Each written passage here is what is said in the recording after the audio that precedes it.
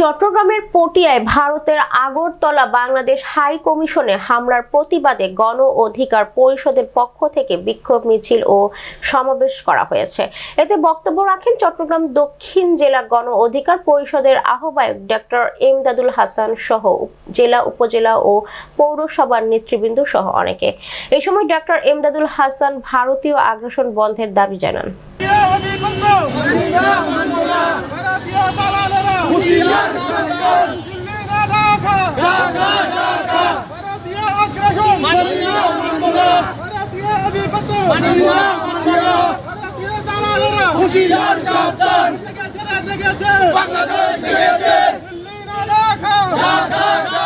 আপনাদের ঘরে আগুন জ্বলবে।